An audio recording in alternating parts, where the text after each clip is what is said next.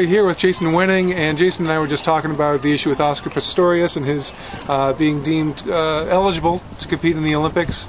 And Jason, talk about some of the issues revolving around that and what you think are some ways to assess whether he's gaining an unfair advantage in any way. It's actually a remarkably difficult question to get at in terms of biomechanical perspective, because the prosthetic foot doesn't function anywhere near the same as an able-bodied foot. And at the same time, there's a 6 degree of freedom joint between the anatomic skeleton and the prosthetic socket. It's free to move, and there's slop, and it impacts the amputee when they're moving, how they control, how they balance. There's lots of proprioception, all those kind of issues. To me, the only real way to get to this information is through metabolic factors and through physiologic efficiencies. If we assume that Oscar and able-bodied athletes that are speed matched to him are trained at the elite or near elite level, we might be able to assume that they have a certain level of biomechanical efficiency, and therefore they aren't wasting energy doing work that's not productive for forward motion. Mm-hmm. If that's the case, then by measuring the energy that their body is consuming and then how quickly their body is recovering, in terms of how rapidly, where does their heart rate go during a race, and then how rapidly does their heart rate return to normal, how much lactic acid do they develop, how quickly do they take the lactic acid out of their system, what are their aerobic efficiencies and anaerobic efficiencies.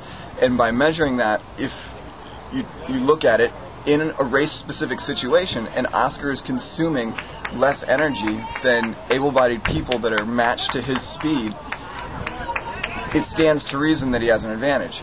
If he's consuming more energy to do the same amount to travel the same velocity, travel the same distance at the same speed, you argue he would have a disadvantage compared to speed-matched able-bodied individuals. Is there a plus or minus percentage of give that you would allow, that you would think would be appropriate, given that some athletes are just better than others? Sure, and you want to pull in a statistician to really kind of help out with that. And the reality is, I'm not enough of a physiologist to understand how you would deal with that information and assess whether genetically Oscar has some level of advantage or not.